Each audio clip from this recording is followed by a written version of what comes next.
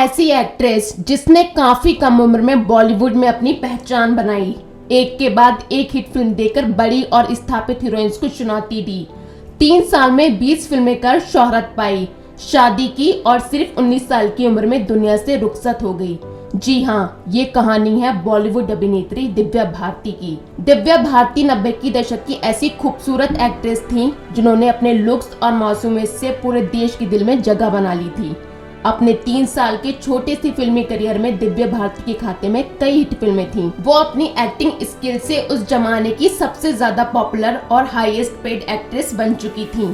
5 अप्रैल 1993 का दिन बॉलीवुड को आज भी याद है, जब अपार्टमेंट की खिड़की से गिरकर दिव्या की मौत हो गई। हालांकि वो कैसे गिरी, उनकी मौत आत्महत्या थी, मर्डर या फिर महज दुर्घटना, ये बात आज भी रहस्य ही है। दिव्या किसी फिल्मी परिवार से नहीं थी। पिता ओम प्रकाश भारतीय बीमा कंपनी में अफसर थे और मां मीता भारती गृहिणी। दिव्या ने 9वीं क्लास तक की पढ़ाई की। 14 साल की उम्र में पढ़ाई छोड़कर दिव्या भारती ने मॉडलिंग शुरू कर दी थी। दिव्या भारती ने तेलुगु फिल्म बॉबली राजा से फिल्मी करियर की शुरुआत की थी। फिल्म सुपर हिट रही और इसने दिव्या को साउथ फिल्म इंडस्ट्री में सुपरस्टार बना दिया।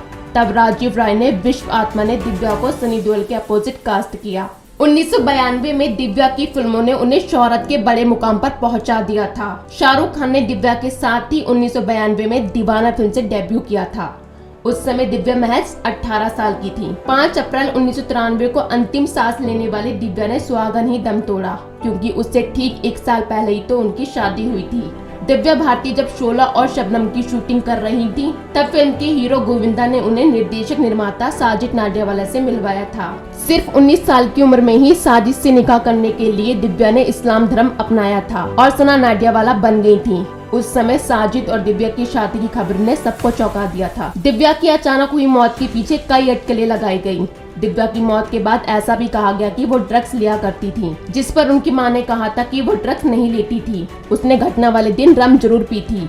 कई सालों तक तहकीकात करने के बावजूद पुलिस नतीजे पर नहीं पहुंच पाई और 1998 में ये केस बंद कर दिया गया। अपनी मौत वाले दिन दिव्या शूटिंग खत्म कर चेन्नई से मुंबई लौटी थी। उनके पैर में भी चोट थी। रात के करीब 10 बजे होंगे जब मुंबई के पश्चिम अंधेरी बरसोमा में स्थित तुलसी अपार्टमेंट के 5वें माले पर उनके घर में कुछ दोस्त आए हुए थे।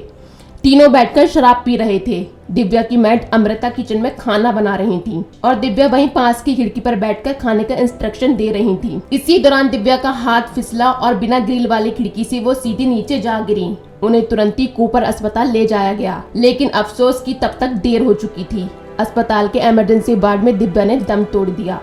दिव्या की मौत कैसी हुई, इस पर कई खबरें आईं। किसी ने उनके पति साजिद पर शक किया, कहीं किसी ने दाऊद इब्राहिम से कनेक्शन, तो किसी ने ड्रग्स और शराब के नशे में धुत का कयास लगाया। एक इंटरव्यू में दिव्या की मां ने बताया था कि मौत से पहले वो खुद को हर्ट कर रही थी। दिव्या की दुनिया के जाने के बाद उनकी मां डिप्रेशन में आ गई थी।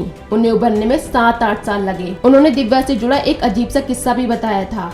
वो बताती थी कि जब भी उन्हें जल्दी जागना होता था, दिव्या सपने में आकर उन्हें जल्दी जगा देती थी। दिव्या सिर्फ अपनी मां ही नहीं बल्कि पति साजिद की दूसरी पत्नी वर्दा के सपने में भी आती थी। दिव्या की मां ने बताया कि वर्दा ने कई बार दिव्या के सपने में आने की बात बताई। उनकी शादी के 6 साल बाद तक दिव्या सपने में आती रही।